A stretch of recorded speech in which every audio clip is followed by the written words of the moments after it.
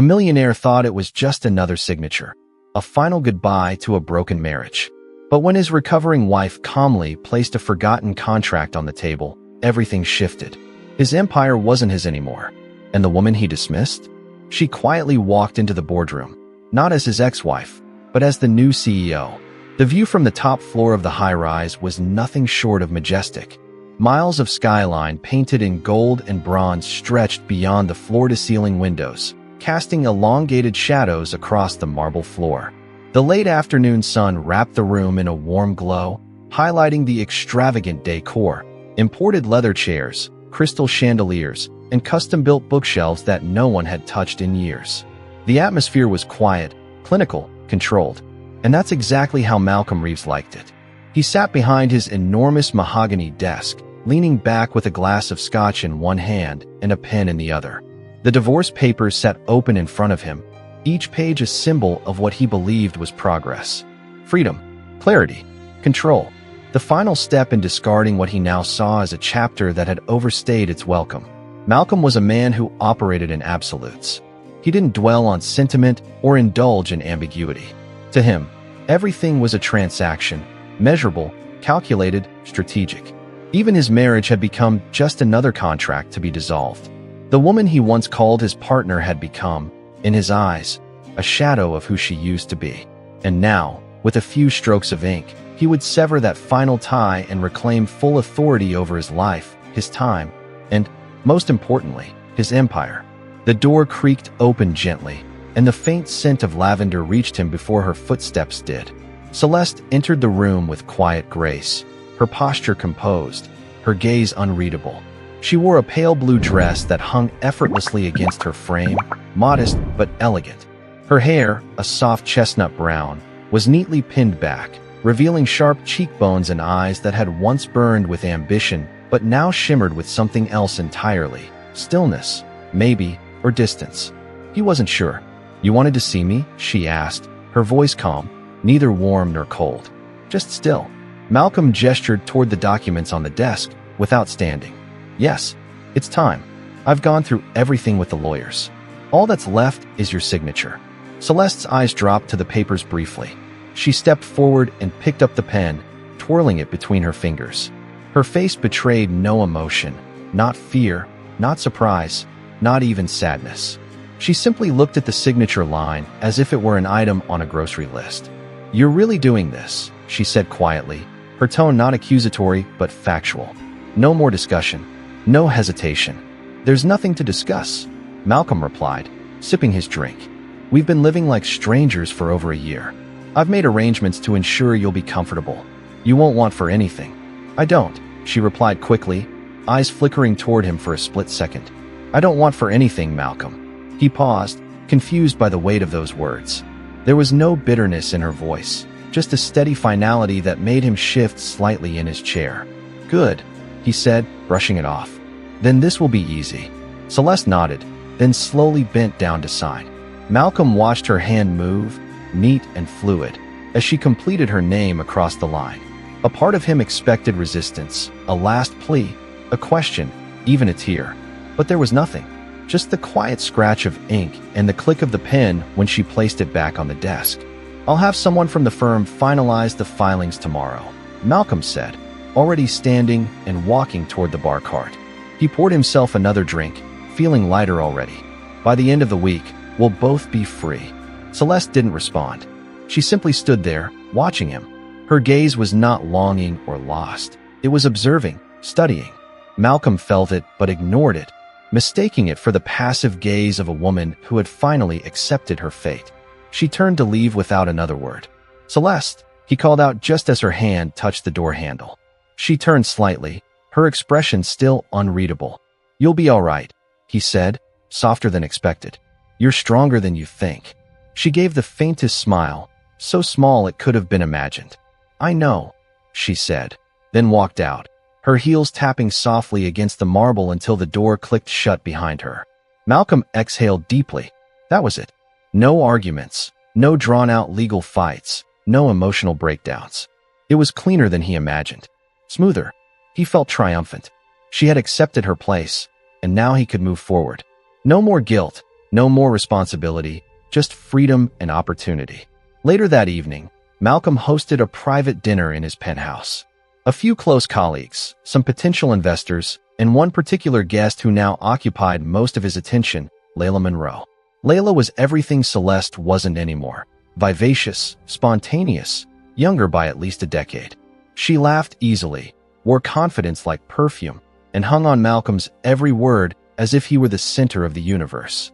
She was, in Malcolm's eyes, the symbol of a new beginning.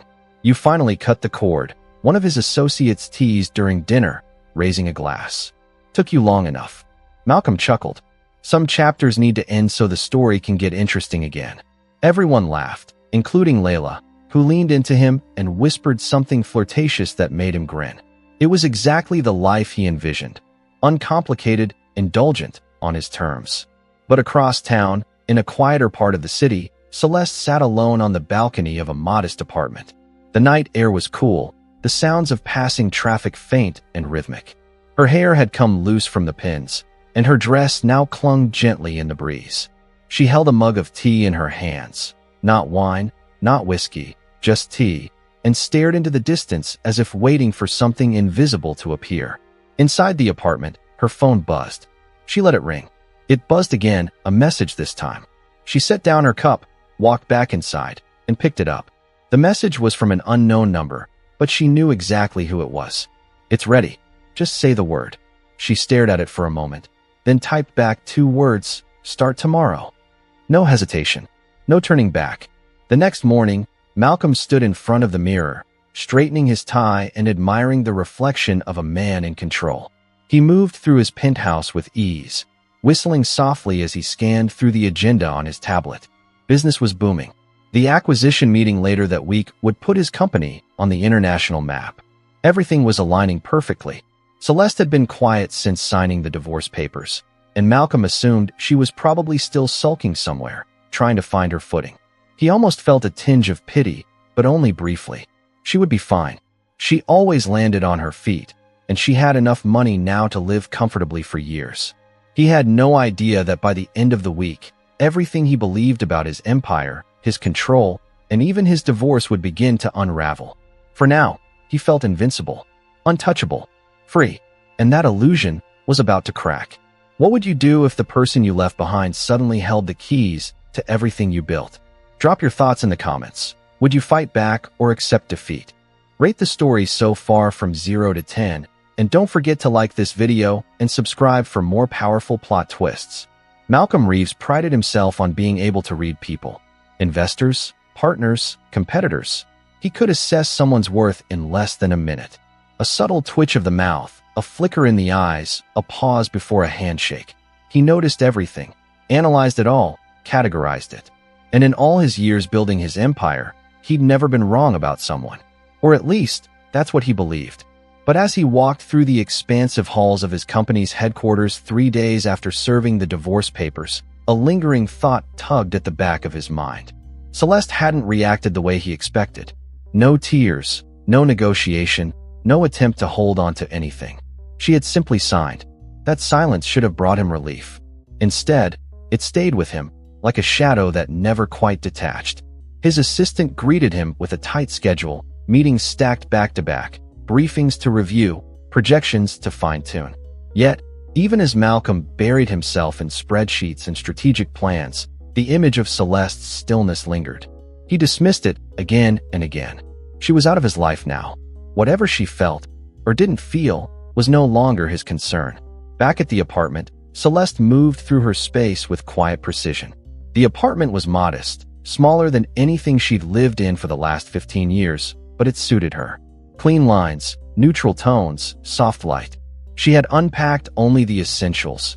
No luxury trinkets, no designer furniture, no artifacts of a life that no longer existed. In a way, the simplicity felt liberating. She had spent years drowning in the excesses of Malcolm's world, her own presence fading beneath crystal chandeliers and imported rugs. Now, she had space to breathe, to think, to remember who she was before becoming Mrs. Reeves. She stood at the small kitchen counter, slicing strawberries for her breakfast, sunlight pouring through the window and pooling across the countertop. Her phone buzzed again. Another email. She wiped her hands, opened the message, and read the attached draft. The document outlined a revised proposal for a leadership restructuring model in Reeves Corporation, something she had quietly been working on for weeks. No one had seen this version yet. Not even Malcolm. Especially not Malcolm. Her contact, a former legal advisor who now specialized in corporate leverage strategies, had replied with a simple note. This has teeth. Let's move forward. Celeste stared at the screen, the corner of her mouth lifting slightly. She'd once written strategic plans like this regularly, back when Malcolm still considered her a partner instead of a placeholder. But as the years passed, her voice was pushed aside, her ideas politely ignored, her role slowly reduced to silent compliance. What Malcolm failed to understand was that silence wasn't submission, it was strategy. And now, it was time to shift the game. Across the city, Malcolm was in a boardroom, presenting his vision for a new global expansion. The energy was electric, and he fed off it, gesturing toward the projected numbers, emphasizing market dominance, speaking with the magnetic charm that had always won over even the most skeptical stakeholders. His executive team nodded approvingly, and he could feel the weight of his empire beneath his fingertips. Nothing could derail this. Not now. Your forecast is aggressive, one of the board members remarked. What contingencies do you have in place? Malcolm answered smoothly. Calculated risk is the only kind worth taking. We've accounted for possible shifts. They nodded again, and the meeting pressed forward. Malcolm leaned back, confident. At the end of the meeting, he shook hands, exchanged pleasantries, and strolled out like a man invincible. But just outside the conference room, he ran into Julia Monroe, his chief financial officer. She hesitated for a second before speaking. Malcolm, she said quietly, I saw your ex-wife's name on a correspondence thread this morning. Internal communications regarding asset distribution. His brow furrowed. What kind of communication? Just something minor. Legal department oversight, I think. Probably nothing, she added quickly. But Malcolm didn't respond right away. He forced a smile and moved on, but the thread of doubt was tugged again. That evening, he sat in his penthouse, swirling another glass of scotch, Layla draped across the couch in a silk robe, chatting about a gallery opening. He nodded along absently, eyes occasionally drifting toward the city lights. But inside, he was thinking about Celeste.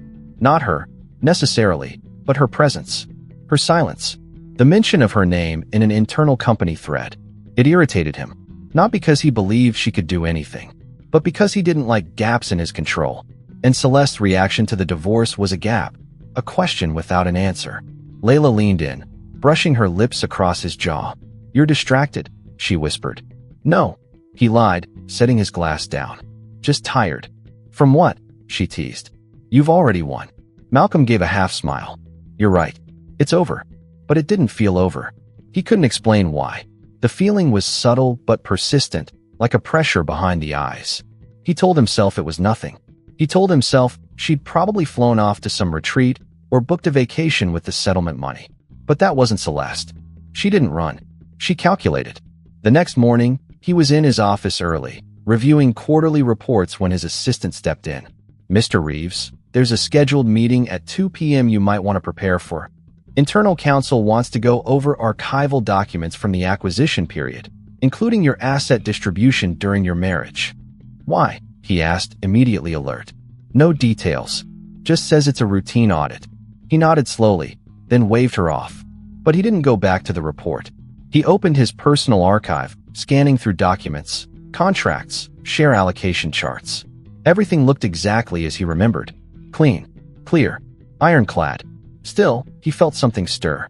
He clicked open one particular folder, an old legal agreement drawn up at the beginning of their marriage when he brought Celeste on as a silent shareholder. It had been a symbolic gesture at the time, a nod to partnership. She had insisted that it remain quiet, just a formality to satisfy a requirement for asset balancing. He barely remembered the clause itself, buried deep in legal jargon. But it was there. He stared at it now, his eyes narrowing. Clause 7b. In the event of marriage dissolution, any company shares designated as spousal equity shall revert to individual ownership upon legal separation, provided a prenuptial override is in effect. In absence of such override, spousal equity shall remain enforceable under marital contribution terms. He He remembered now. There was no prenuptial override. They had skipped it. He hadn't seen the point. It was a different time, a different version of them.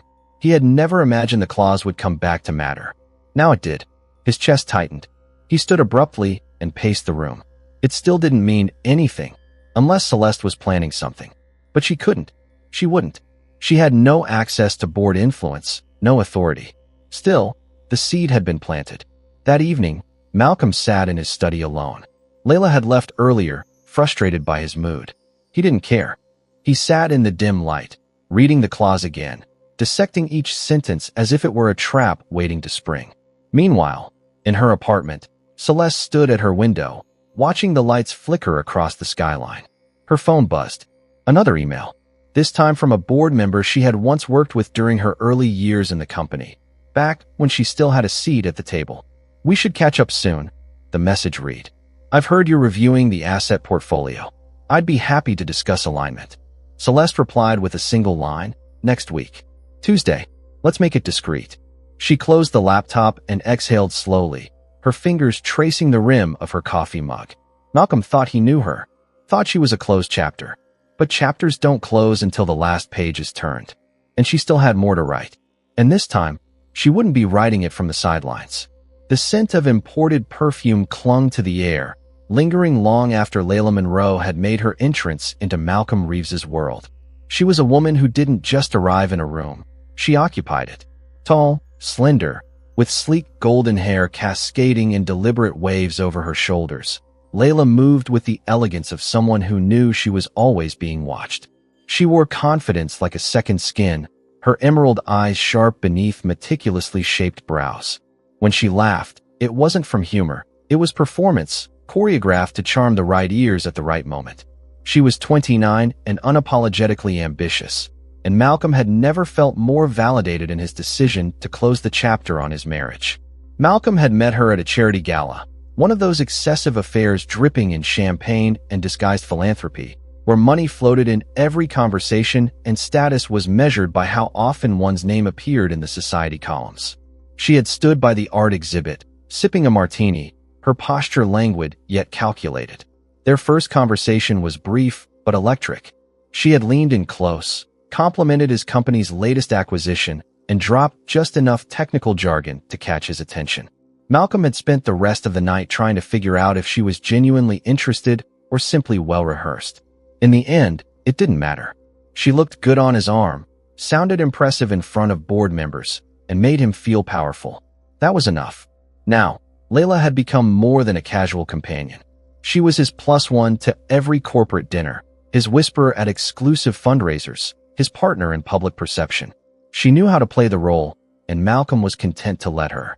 With Celeste gone, or at least reduced to a ghost in his past, there was room for someone new to step in, someone who wouldn't challenge him, question him, or remind him of what he used to be. The next week, Malcolm and Layla attended a private reception hosted by one of their primary investors. The venue was a sprawling rooftop overlooking the city, adorned with floral installations and shimmering lights, where servers glided through the crowd with crystal flutes and hors d'oeuvres balanced on silver trays. Layla was radiant in a crimson gown that hugged her figure and drew glances from across the room. Malcolm wore his signature black tuxedo, tailored to perfection, his watch gleaming beneath his cuff, an accessory meant to speak of power without uttering a word. "You're the talk of the room," Layla murmured as they moved through the crowd. "I'm always the talk of the room," Malcolm replied with a smug smile. They mingled, networked, exchanged subtle nods with influential figures, each interaction calculated, each conversation an opportunity. But beneath the clinking glasses and polite laughter, Malcolm couldn't help but notice an undercurrent, a tension, faint but present. A few board members offered smiles that didn't quite reach their eyes. Some seemed distracted, exchanging glances after greeting him. It was nothing overt, but it pricked at his instincts. Back at the penthouse that evening, Layla collapsed onto the sofa, kicking off her heels and reaching for the bottle of wine Malcolm had opened earlier. "You were flawless tonight," she said, pouring herself a glass. "Something fell off," Malcolm muttered, loosening his bow tie and pacing toward the window. "Off how?" "Just the way some of the partners looked at me. Like they knew something I didn't." Layla took a sip and shrugged. You're overthinking it. You're at the top of your game. Maybe they're just jealous. Malcolm nodded slowly, but the seed of doubt remained. He picked up his phone, scrolling through unread emails, notifications, internal memos. Nothing flagged. Nothing seemed out of place. Still, the feeling gnawed at him. 2 days later, during a quarterly strategy session, the board gathered in the executive conference room, a space designed to impress.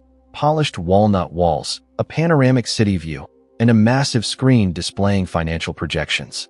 Malcolm led the presentation, outlining a bold restructuring plan that would further cement the company's dominance. Layla sat at the side, poised and observant, occasionally flashing polite smiles at key stakeholders. But halfway through the session, the CFO, Julia Monroe, raised a hand. "Malcolm," she said cautiously, "before we proceed, I'd like to review the spousal equity allocation charts from the original incorporation period. There's been some inconsistency in the share mapping during the asset rebalancing." Malcolm's jaw tightened slightly. "Those charts are ancient, irrelevant. Still," she continued, "for transparency, we should revisit them. I'll have legal send over whatever you need." The board nodded in agreement, and Malcolm continued his pitch, but his voice carried less conviction. After the meeting, he stormed back to his office, slamming the door behind him. Layla followed, closing it gently. "What the hell was that?" he snapped. "They're just being cautious," she offered, trying to ease the tension. "No, they're questioning my authority, my control." "Then take it back," she said softly, wrapping her arms around his shoulders. "Show them who's in charge." Malcolm didn't respond. He just stared out the window, the city now looking less like an empire and more like a maze. Later that evening, he sent a message to his attorney. "I need a full review of all archived shareholder agreements, especially those connected to marital asset transfers. I want a report by end of week." Meanwhile, in a quiet cafe tucked into a side street far from the glitz of corporate towers, Celeste sat across from an old colleague, Martin Blake, a corporate strategist who had once worked under Malcolm's leadership before leaving to consult independently. He had always respected Celeste, admired her sharp mind and understated strength. Now, he listened attentively as she laid out her intentions. "You think you can pull this off?" he asked, raising an eyebrow. "I don't think," Celeste replied. "I know." Martin leaned back, chuckling softly. "Well, I always said you were the one running the real numbers behind that empire." No one listened. "They will now." Celeste handed him a portfolio, a compilation of strategic weaknesses, underutilized assets, and proposed shifts in leadership structure. It was brilliant, surgical. She wasn't just aiming to reclaim what was hers. She was preparing to redefine the entire company. Across town, Malcolm sat in his study, flipping through documents, trying to find cracks before they became earthquakes. He called Julia late into the night, asking if she had access to the original signatories from the marital shareholder agreement. "I'm looking into it," she said, though her tone was clipped. "Is there something I should know?" "No," Malcolm replied quickly, "just covering all bases." But Julia knew better. She had seen Celeste's name appear in internal threads more than once lately. She had heard whispers. Nothing concrete, just murmurs in passing, but enough to make her wonder. Enough to remind her that sometimes the person you dismiss is the one already standing behind the curtain. As dawn broke, Malcolm stood alone in his kitchen, sipping his coffee, reviewing every move, every decision. The empire still stood. He still had control. But somewhere, deep in the shadows of his perfectly polished world, something had begun to shift.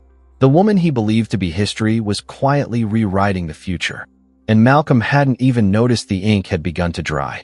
The night air was heavy with the scent of rain, though the sky had held back its downpour.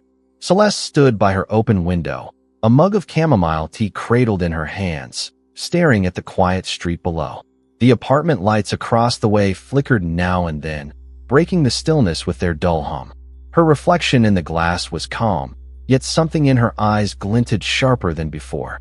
She had spent most of the day poring over documents, pages of contracts, equity statements, archived agreements.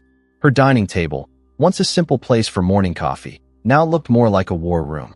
Files were spread out in organized chaos, color-coded sticky notes marking important clauses, handwritten annotations filling the margins.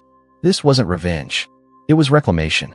She lowered her mug and stepped back toward the table, her eyes scanning the papers again. One in particular kept drawing her attention. It was an old document, slightly yellowed at the edges, its legal jargon dense and deliberately obscure. Yet in the middle of page 7, nestled between paragraphs most people would have skimmed past, sat the clause she had been searching for. Clause 7b, marital asset designation and spousal equity share retention. It wasn't a loophole. It was a lock. And she held the only key. Years ago, when Malcolm had expanded Reese Corporation, he needed to reclassify certain asset groups to secure favorable tax structuring. The lawyers had drafted multiple internal agreements, one of which involved assigning a portion of spousal equity shares to Celeste. At the time, she remembered Malcolm brushing it off with a wave of his hand. Just paperwork, he had said. Standard balancing procedure. Doesn't mean anything. And she had signed, not because she believed him, but because she already understood something he didn't. Sometimes power is hidden in the footnotes. Now, those footnotes were about to become the foundation of her rise. She pulled out her phone and called Thomas Granger, a longtime friend and now a senior partner at a boutique legal firm specializing in corporate asset litigation. He picked up on the first ring. "Celeste, been a while." "Too long," she replied. "I need you to look at a document. Tonight." His voice shifted immediately, businesslike. "Send it over. I'll come in. I want to go over it in person." She arrived at his office within the hour. The building was modest compared to the glass towers Malcolm occupied, but its interior was efficient, its people sharp. Thomas greeted her with a firm handshake and led her into a conference room. She laid the documents out on the table, explaining the context. He listened carefully, his expression darkening as he read. When he finally looked up, there was a smirk tugging at the corner of his mouth. "This clause," he said, tapping the paper, "is solid. Ironclad. It was written in your favor and buried deep enough that no one would notice unless they were specifically looking. So if I wanted to claim the shares, you already own them," he interrupted. "Technically, they never left your hands." Malcolm just didn't realize he was building a castle on land he didn't fully control. Celeste leaned back in her chair, the weight of the moment settling in. It wasn't just that she had leverage. It was that the company's structural foundation partially belonged to her. It always had. The real challenge now wasn't proving her ownership. It was timing her move. "You'll need more than just a legal filing," Thomas continued. "You need strategic alignment, investors, department heads, board members.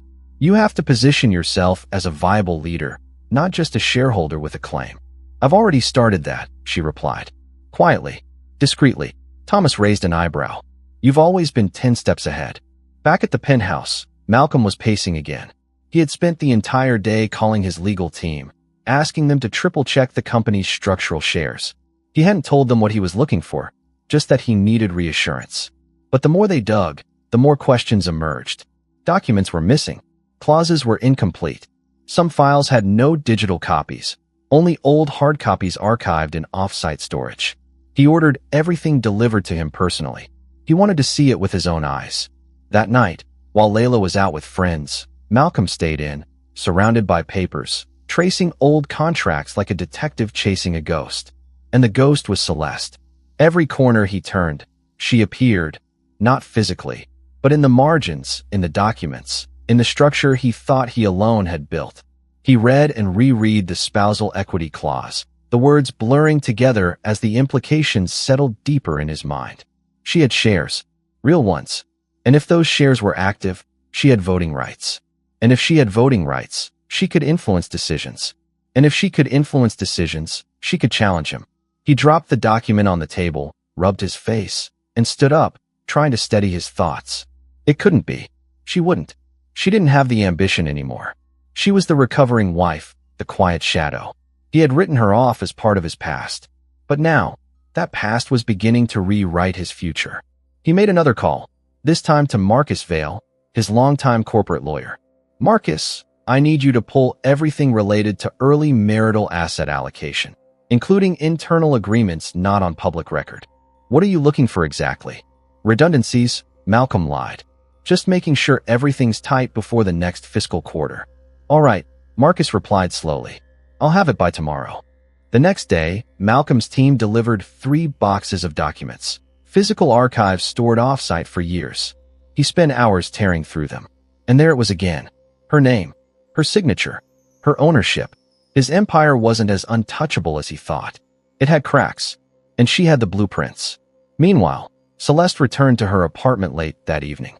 She placed her coat on the hanger, kicked off her shoes, and walked straight to her desk. Her laptop blinked with notifications.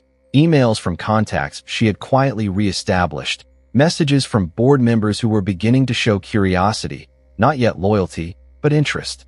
One message stood out. It was from a venture capitalist who had once admired her insights during an old strategic summit. "Celeste, if what I'm hearing is true, let's talk.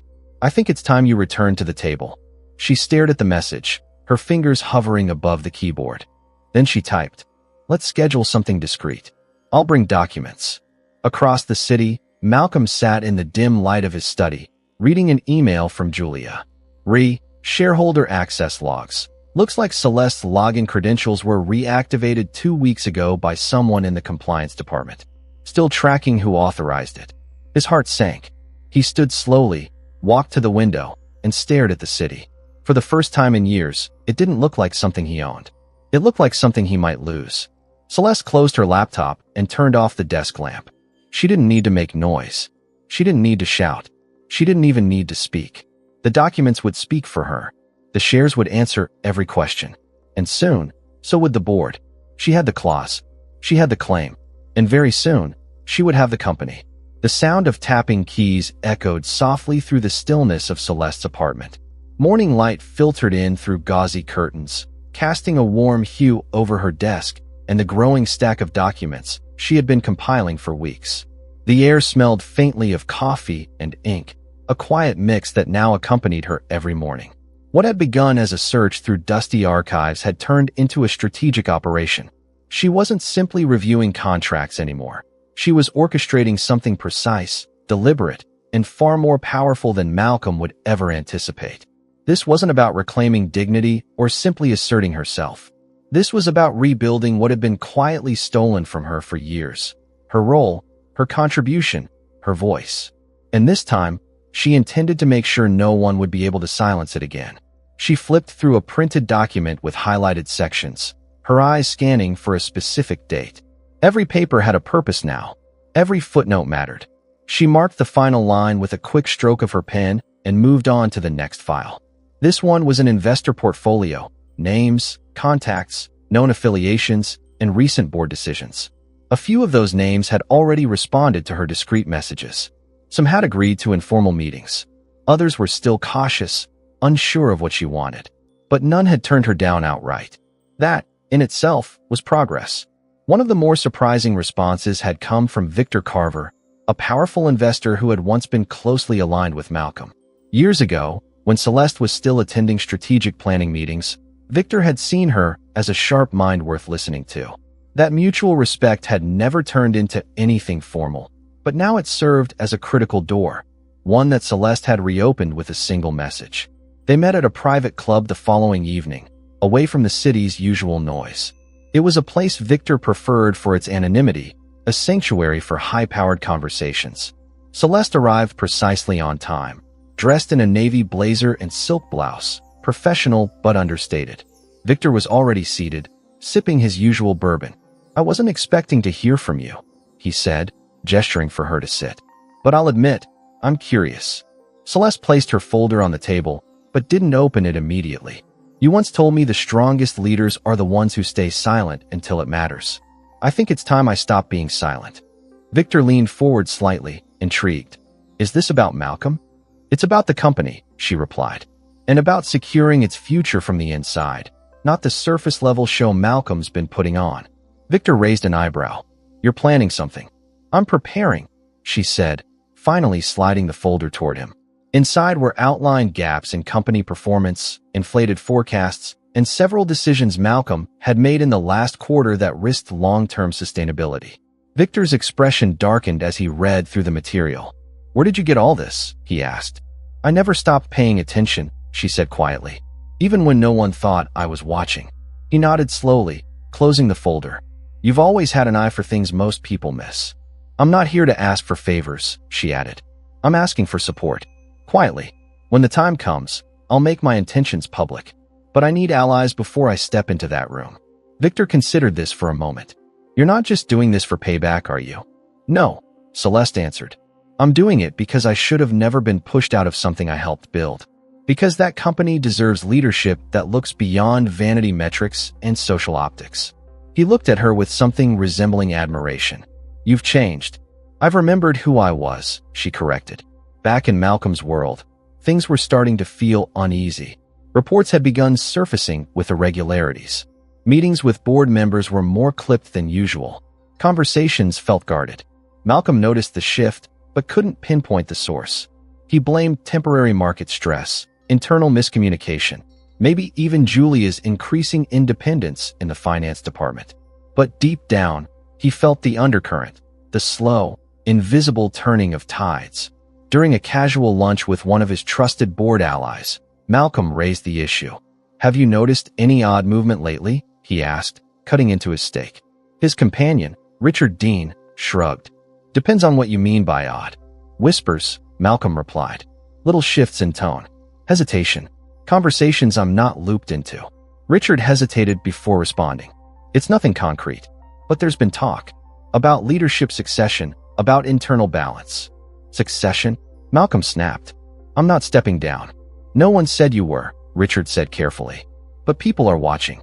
You've made bold moves lately. Some are wondering who else might have a stake in where the company's going. Malcolm leaned back in his chair, unsettled. What are you not telling me? There's talk of Celeste, Richard said quietly. That she's meeting with people. That she's preparing something. Malcolm laughed dryly. Celeste? She's not a threat. She's a former spouse with a settlement and a quiet apartment. Nothing more. You sure about that? Richard asked, finishing his wine. Because I've known that woman a long time. And I wouldn't bet against her if she decided to make a move.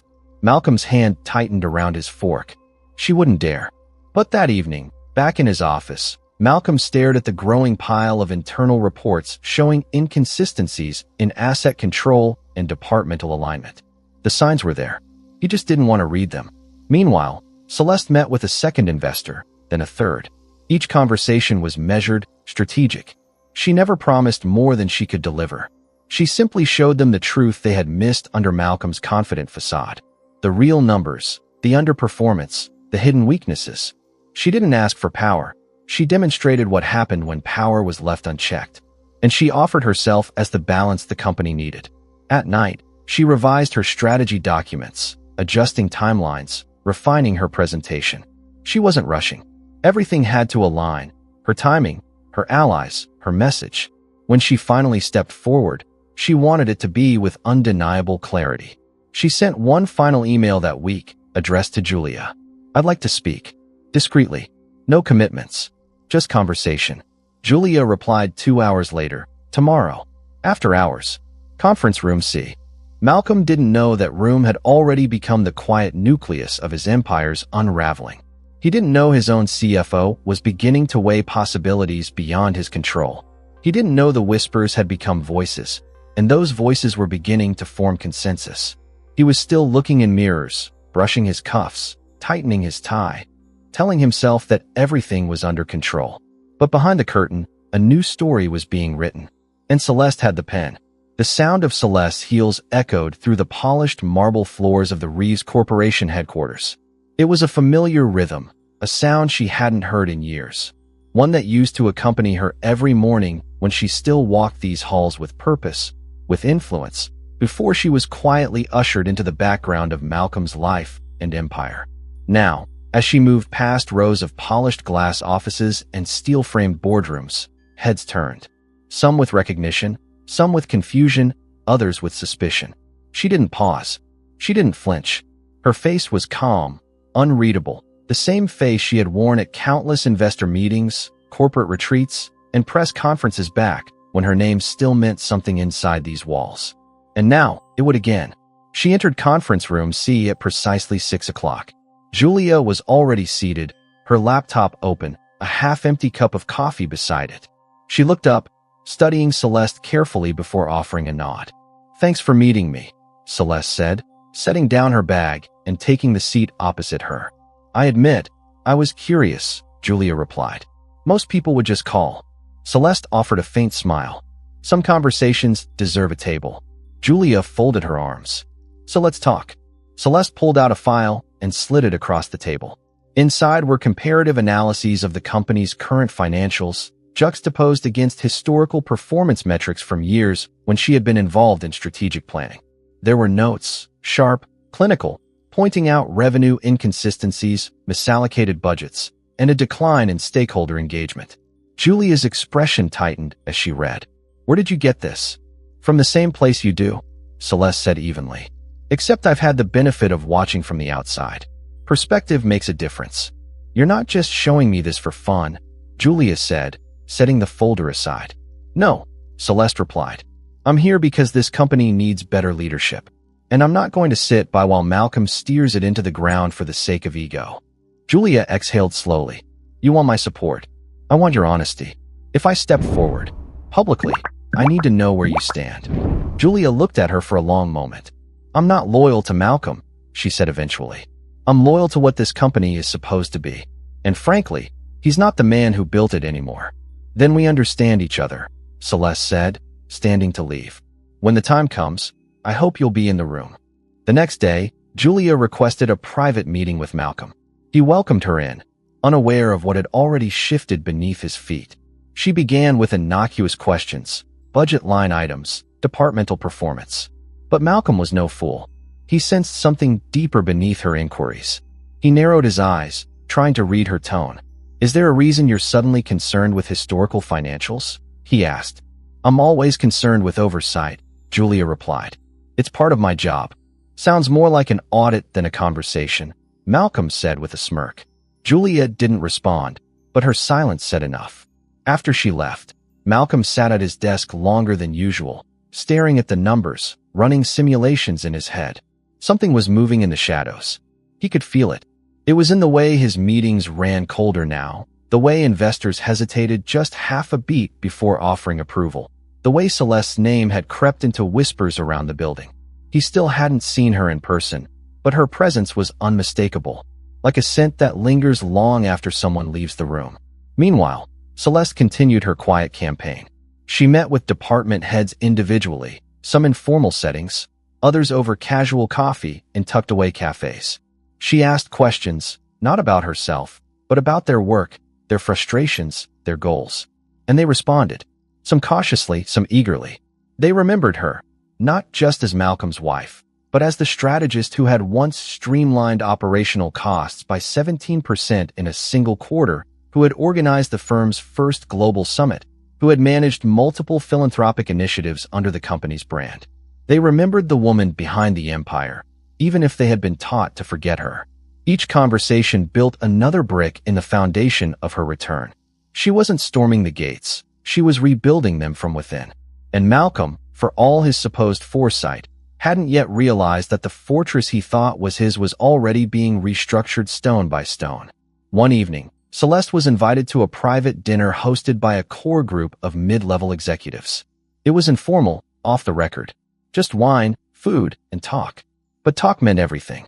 As the evening unfolded, discussions shifted from company metrics to leadership decisions. Someone mentioned Malcolm's increasingly erratic behavior. Another noted Layla's unprofessional presence at recent investor events. No one said it outright, but the implication was clear. Doubt was spreading. Celeste remained quiet through most of it, only speaking when asked directly about her perspective. "Would you ever consider returning?" one executive asked, his tone almost playful. Celeste met his gaze. If the structure allowed for meaningful change, yes. It was a simple answer, but it landed with the weight of a declaration. The next week, Celeste received an official invitation, an informal request to attend the next internal advisory meeting as a guest observer. It wasn't public yet. It wasn't on any official calendar, but it was a sign, a door opening, a seat at the table being offered. When Malcolm received word of the invitation, he was livid. He confronted Julia in her office. "You authorized this?" he demanded. "I didn't authorize anything," Julia replied calmly. "The advisory council extended the invite. She's not part of this company anymore." "She still owns shares," Julia reminded him. "More than a few, if I recall correctly." Malcolm clenched his jaw. "This is a distraction. This is governance," Julia replied. "You built a structure where shareholders have voices. Don't be surprised when one uses hers." That night, Malcolm didn't sleep. He sat in his darkened study, reading through old board bylaws, combing through technicalities, searching for a way to shut the door Celeste had already stepped through. But every clause he read, every regulation he thought he understood, led him back to the same truth. He had left that door open himself, years ago, when he underestimated the woman he married. Celeste, meanwhile, prepared for the meeting. She reviewed her notes, finalized her presentation materials, and drafted a concise opening statement. Not a power grab, not a confrontation, a vision, a roadmap for rebuilding integrity, for stabilizing operations, for restoring the company's foundation. She wasn't asking for permission. She was making a case. As she looked over her notes one final time, her phone lit up with a message from Thomas Granger. "You ready?" She typed back, "Always." And as she turned out the lights and let the apartment fall silent, she knew that by this time next week, the shape of power within Reeves Corporation would never be the same. She was no longer the silent partner. She was the voice they hadn't heard in years. And now, they were listening. The elevator doors closed behind Malcolm with a heavy thud, but the silence that followed was far louder. He stood in the mirrored interior, hands buried in his coat pockets, watching his reflection with a tension he couldn't shake. There was a time when stepping into Reeves Corporation meant stepping into a domain he completely ruled. His name synonymous with authority, his presence enough to command immediate attention. But the last few weeks had been different. The walls felt thinner, the stares more calculating, the conversations clipped and coded. People were still polite, still deferential, but something had changed in the air, an invisible fracture running through the center of everything he had built. A shift too subtle to name, yet too present to ignore. He arrived on the executive floor, greeted by a handful of staff who smiled dutifully before retreating into their offices. He could see it in their eyes now, the restraint, the hesitation. Julia had grown quieter too, less forthcoming with her updates, more guarded in her tone. Reports were taking longer to arrive. Meetings were being rescheduled without notice, and even routine decisions suddenly required longer approval chains. It was as if his own company had begun slowing its response to him, like a system quietly rejecting its creator.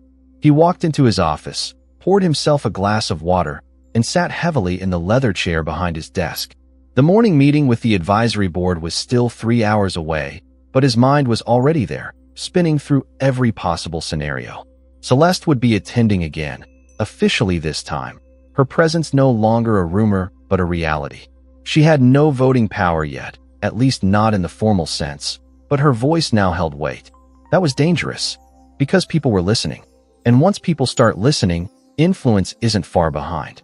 He rubbed his temples and stared at the screen, but the numbers he used to decipher like second nature now felt cold and hollow. It wasn't just about performance anymore. It was perception.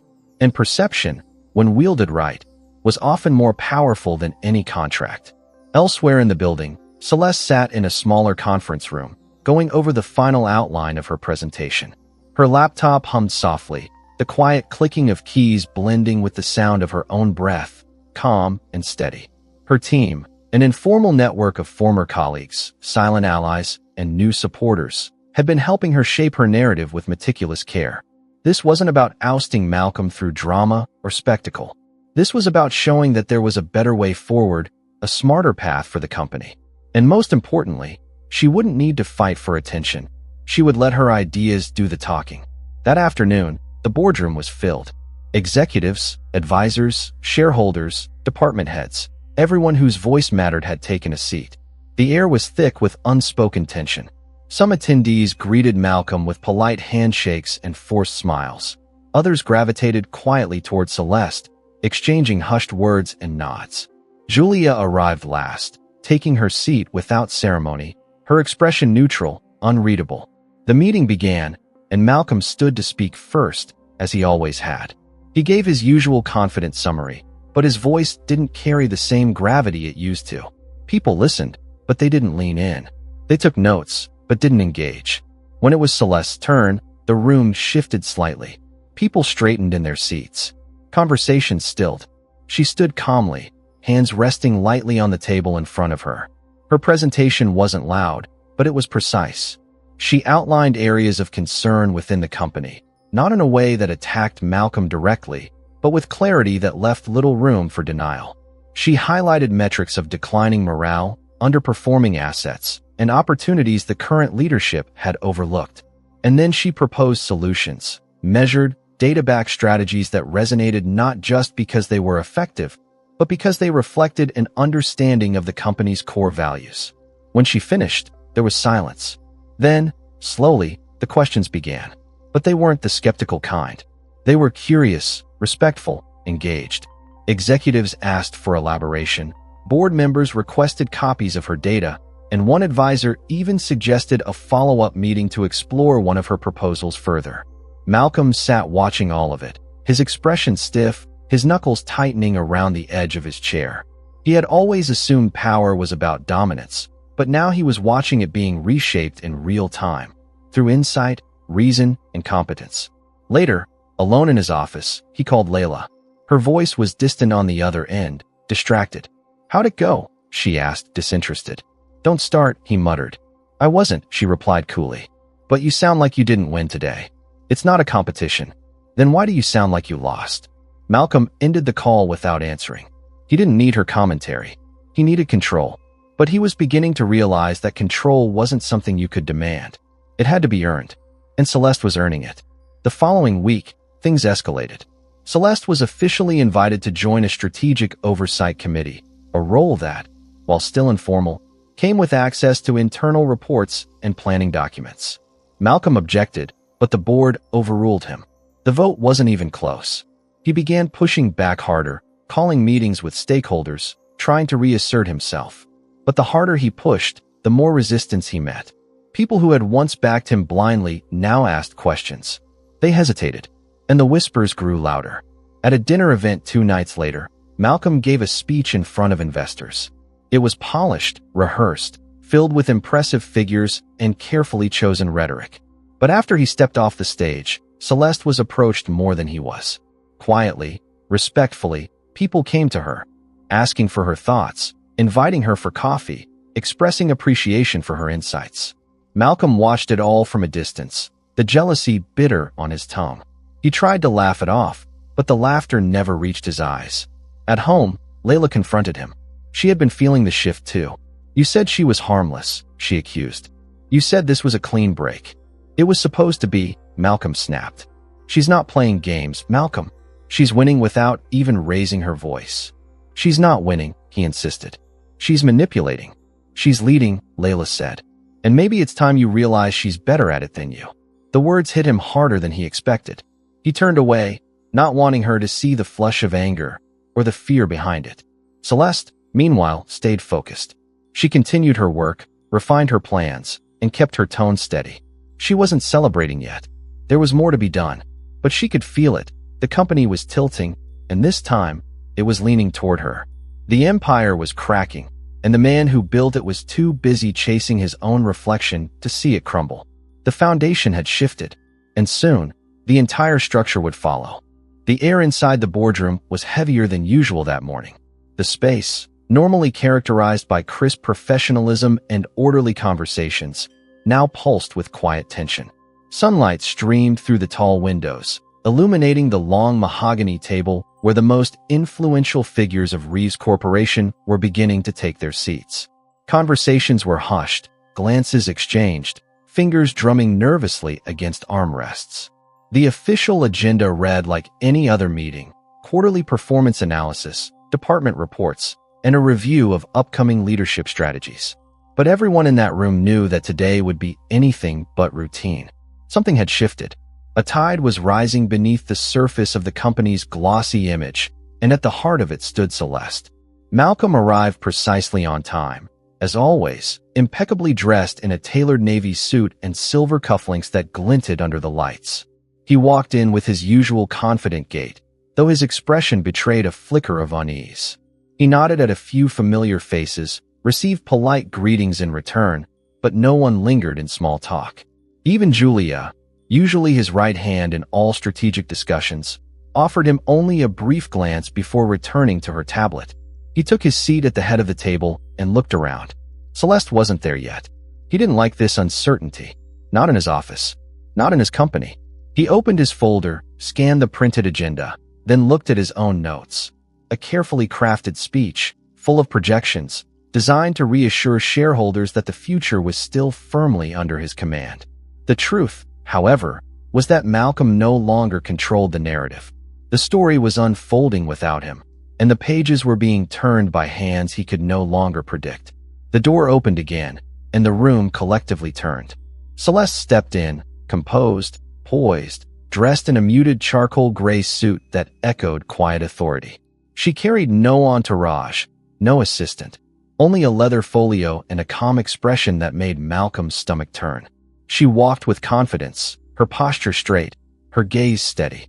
The seat prepared for her was near the center of the table, not a position of dominance, not at the head, but not at the margins either. It was symbolic, intentional, and noticed by everyone present. Malcolm's eyes followed her, but he said nothing. He refused to acknowledge the storm building beneath the surface of the comm room. The meeting began with standard proceedings. Department heads gave their reports, market analysts provided performance reviews, and financial updates were read out with routine formality. Malcolm spoke with practiced charm, occasionally throwing in a self-congratulatory nod to reassure the room of his presence and relevance. But the mood was different. There was an attentiveness toward Celeste that Malcolm couldn't ignore. Every time she shifted in her seat or tapped a note on her tablet, heads turned slightly. It wasn't overt. It wasn't theatrical. It was something more dangerous, respectful curiosity. Halfway through the meeting, Julia cleared her throat and requested to introduce an additional item for review, an update regarding corporate governance and shareholder equity. Malcolm stiffened. He hadn't seen that addition on the initial agenda. Approved shareholders have brought forward a request to revisit historical asset allocation agreements, specifically those pertaining to spousal equity clauses executed during company formation, Julia said, her tone even, eyes on her screen. Malcolm leaned forward. That clause was addressed during the divorce settlement. Julia looked at him. Actually, it wasn't. The clause in question predates the settlement and operates independently under Corporate Bylaw 11C. It hasn't been overridden by any subsequent agreements. A ripple of murmurs spread across the table. Malcolm's pulse quickened. He glanced around, watching expressions change from interest to alertness. And who exactly brought this forward? He asked, though he already knew the answer. Julia looked to Celeste, who now opened her folio and calmly slid a document across the table. I did, she said simply.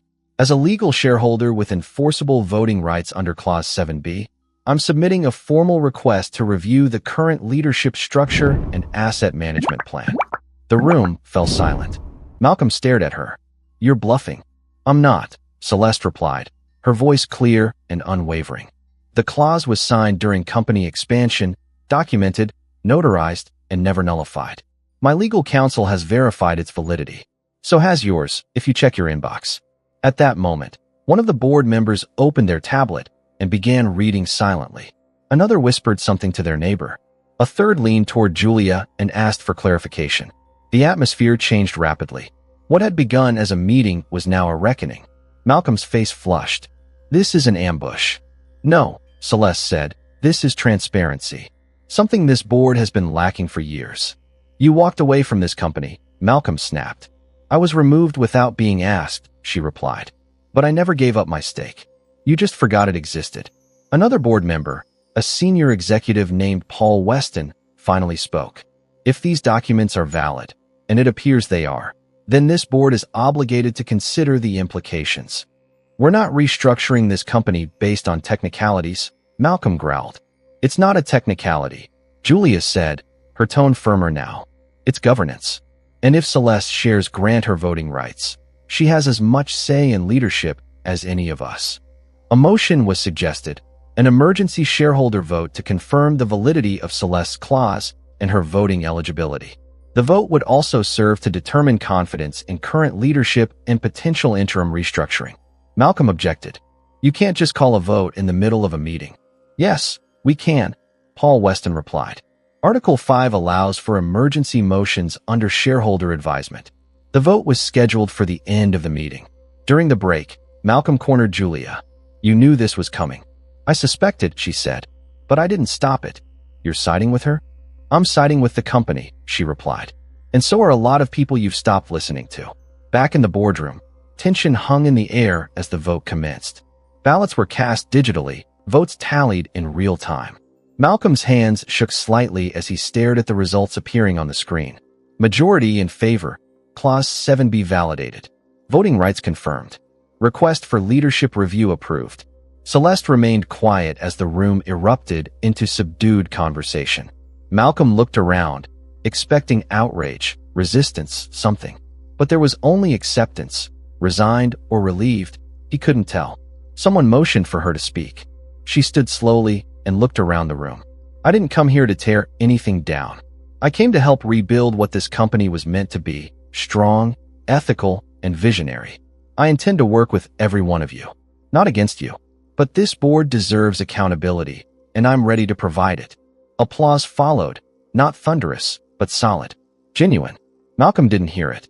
He sat still, watching the life he curated for years unravel one thread at a time.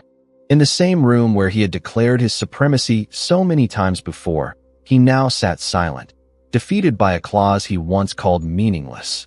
And the woman he had underestimated had just taken her rightful place, not behind him, but beside them all.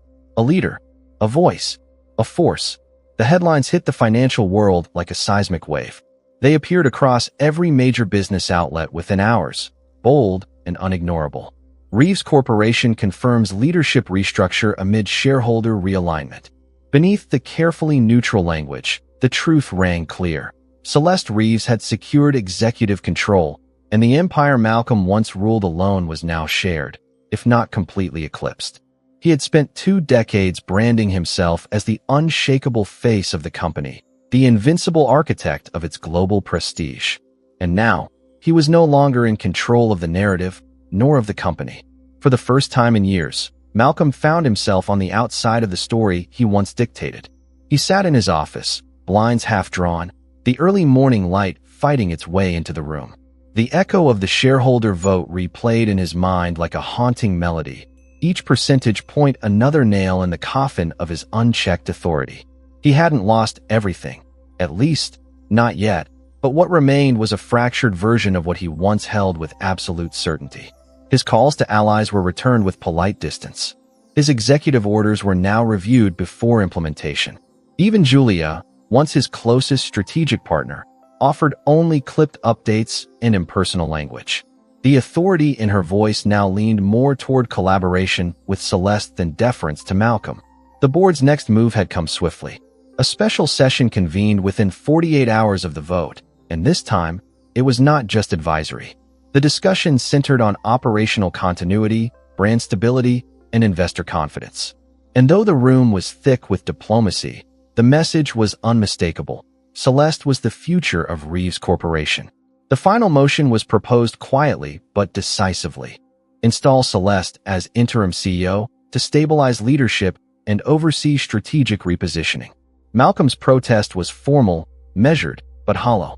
He knew the vote would pass before it even began. And it did, overwhelmingly. That evening, Celeste stood in front of a podium, surrounded by press, shareholders, and key staff. She wore a black, tailored suit, understated pearl earrings, and an expression of steady resolve. Her speech was brief but powerful. She spoke of transparency, of honoring the company's founding values, of creating an environment where innovation was driven not by fear but by trust. She made no mention of Malcolm, no allusion to the conflict that had led her here. She didn't need to. The message was clear without it. Malcolm watched the broadcast from his penthouse, the television muted. He could see the way people responded to her, the attentiveness, the nods, the flickers of admiration. It was all happening in real time, and there was nothing he could do to stop it. Layla sat on the opposite end of the couch, her legs curled beneath her, eyes fixed on the screen. "You knew this could happen," she said finally. "I underestimated her," Malcolm admitted, his voice low. Layla turned to face him. "So what now? You're just going to fade into the background while she runs your company." "It's not just my company anymore," he muttered. "Then maybe it never was," she said, standing up and leaving the room. Her words lingered long after she was gone. The following weeks unfolded quickly. Celeste moved through the executive floors with measured authority, making changes that were both strategic and symbolic. She restored departmental autonomy where it had been previously stifled, initiated internal audits with transparency as the priority, and reinstated several mid-level managers who had once been pushed aside by Malcolm's inner circle. Employees began speaking her name with familiarity again, not as a returning figure from the past, but as the leader they needed now. Her presence didn't come with spectacle or flair, but with clarity, consistency, and quiet strength. The culture shifted beneath her feet, and she walked through it with purpose. Malcolm was no longer part of daily operations. His title was preserved out of courtesy, executive chairman, but everyone understood it was ceremonial. He still attended meetings, still offered commentary, but his influence had evaporated. He spoke less, smiled less, and watched everything unfold with the posture of a man who had been dethroned by something far more powerful than ambition, competence. He retreated more often to his penthouse, where silence greeted him with every door swing. Layla stopped coming by as frequently. Her social calendar grew independent, her texts brief, her presence distant.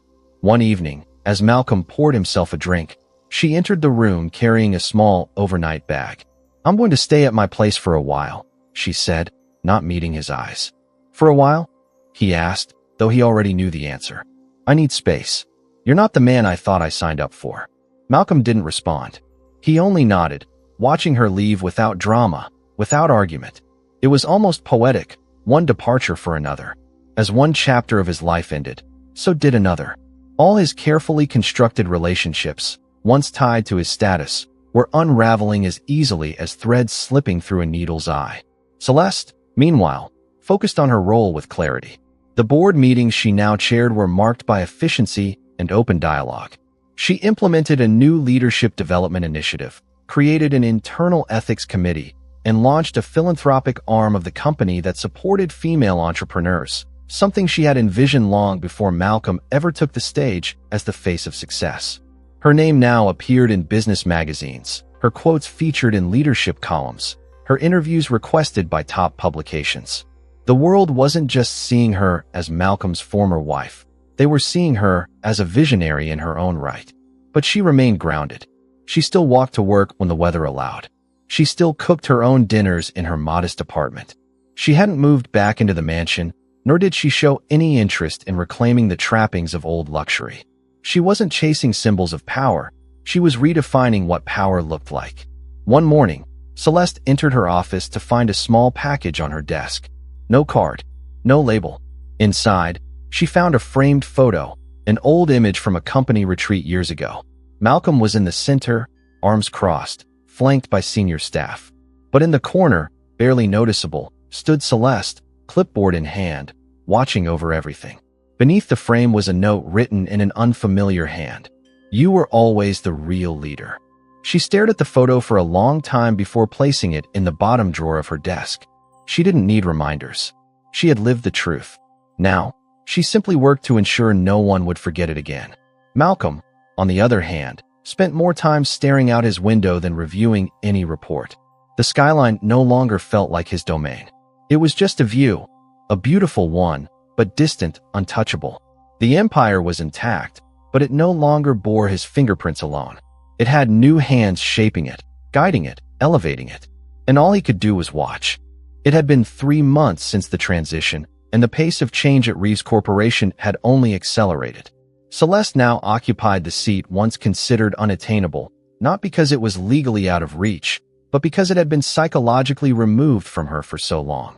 The walls of the executive suite no longer echoed Malcolm's clipped commands or the hollow laughter of corporate sycophants. Now, there was quiet focus, purpose, strategy driven by collaboration rather than ego. And though it hadn't been easy, facing scrutiny, proving herself again in a world that once refused to see her value, Celeste had not faltered. She had reshaped the atmosphere of leadership with something far more enduring than power, respect. Her days were full, back-to-back meetings, strategy briefings, keynote speeches, investor summits, and policy reviews. But despite the intensity, there was something deeply energizing about this version of her life. Every decision she made carried weight. Every initiative she launched had the potential to shift not just numbers, but lives. She wasn't just running a company. She was leading a culture. one rooted in fairness, driven by vision, and anchored in quiet, resolute strength. Her staff noticed it. So did the press. And perhaps most importantly, so did the shareholders. Confidence in the company soared, and with it, so did Celeste's reputation. On a rainy Tuesday afternoon, Celeste stood at the front of a newly launched leadership forum for young professionals, hosted by the company's corporate responsibility division. Rows of bright-eyed interns and junior associates filled the auditorium, eager to hear from the CEO, whose name had become synonymous with resilience. She began not with statistics, but with a story about being underestimated, about walking into rooms where no one expected her to speak, let alone lead, about learning that sometimes silence was the loudest strategy. The audience hung on every word, not just because of who she was, but because of how she spoke. Measured, sincere, grounded. When she finished, the room erupted in applause. Later that evening, she walked alone through the company's innovation wing. A new plaque was being installed in the lobby, a wall of founders and contributors, designed to honor those who had shaped the legacy of the company from its earliest days. She paused in front of her name, newly engraved beneath a polished metal plate. Celeste Reeves, visionary leader, strategic architect. She didn't smile. She didn't tear up.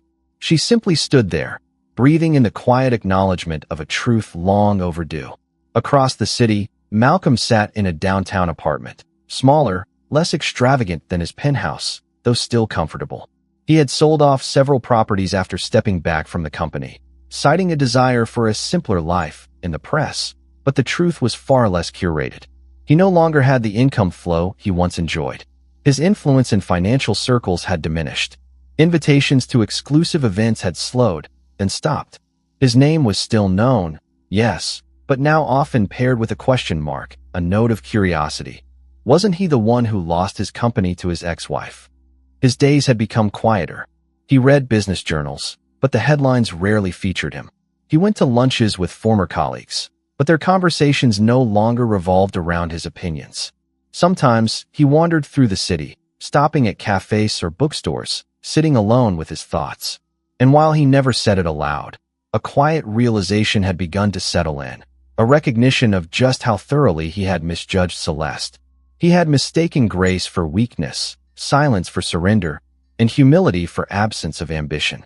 But he had been wrong. And now, every corner of his diminished life bore the imprint of that mistake. One morning, he received an envelope in the mail.